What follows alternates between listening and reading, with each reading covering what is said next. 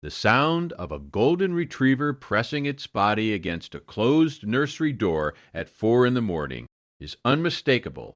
A low, steady wait, a scratch, a pause, then again. Emma sat up before her brain finished waking. She had been a school counselor for 9 years. She knew the difference between a pet that wanted attention and a pet that needed something. This was the second she crossed the hall barefoot. The hallway nightlight made everything look softer than it was. The golden retriever was in front of Liam's door, not pacing, not whining, just standing there, head low, weight forward, eyes fixed on the wood. "Move," she whispered. The animal did not move. She pushed past, opened the door, and looked in. Liam was asleep on her back, cheeks flushed, small fist curled near the cheek. The room smelled the way a child's room smells at 4 a.m. Nothing wrong, nothing she could name. She turned back to the hallway. The golden retriever was still standing there, watching her now, instead of the door. She closed the door gently and went back to bed. By Tuesday, it had happened 3 more times. By Thursday, David was awake too. "It pushed me," he said over coffee. "I went in to check on her at 1. The golden retriever pushed against my legs. Hard. I almost fell." He laughed, but it was the wrong kind of laugh. The laugh of a man who had not yet decided what story he was going to tell himself about what was happening in his house. Emma did not laugh. She had been thinking about it for 4 days. "It's possessive," she said. "I've seen this before with families. The animal forms an attachment to the child and starts to read normal caregiving as a threat. We need to be careful." She said it because she believed it. She said it because she had seen it. 20 families across 9 years. The pattern always started the same way. The animal positioning itself between the parent and the child. The animal refusing to move. The animal escalating until somebody got bitten or somebody got hurt. She knew what came next. On Friday, she called the rescue she had used for 2 previous families. She did not tell David she had called. She told herself she was just exploring options. She told herself she had not decided anything yet. On Saturday morning, the golden retriever would not let her into the nursery at all. It stood across the doorway with its body turned sideways. When she stepped forward, it stepped forward with her.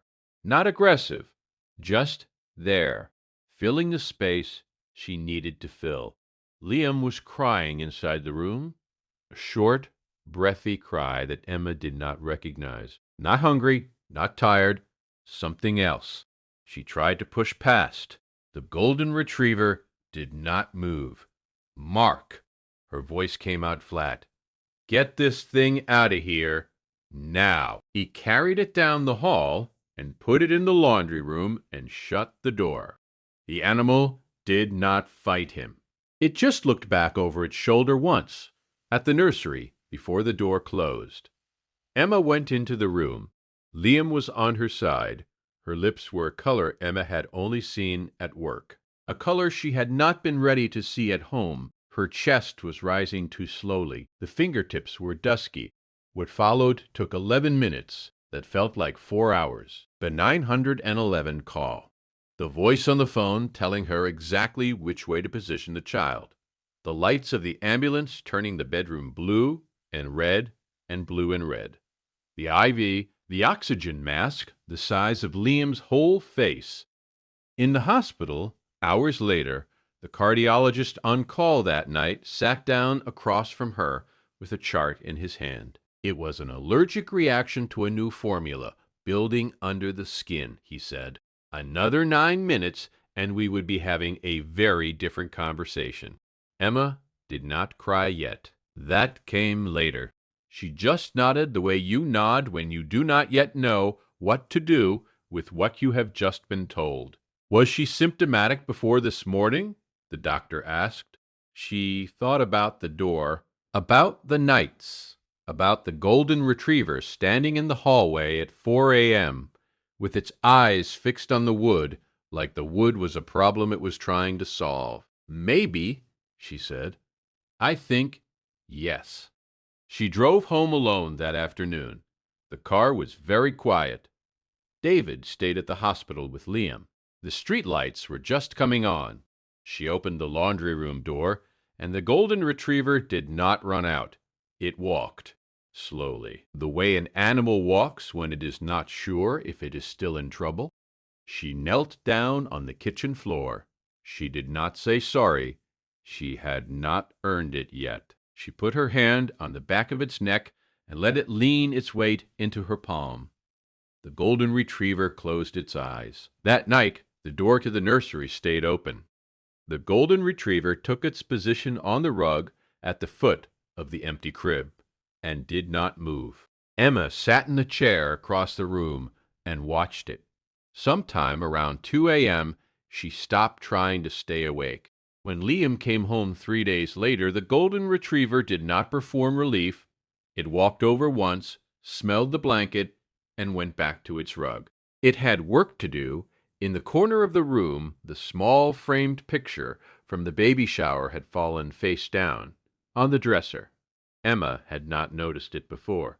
She left it where it was. She had stopped needing things to look like anything in particular. The phone vibrated on the counter at some point before dawn. She did not look at it. She watched the rise and fall of the small chest in the crib, and the steady weight of the animal on the rug at her feet. And she thought about how many other parents, in how many other houses, in how many other towns, had been one closed door away from a story they would never learn the ending of. She would tell this one eventually. Not yet.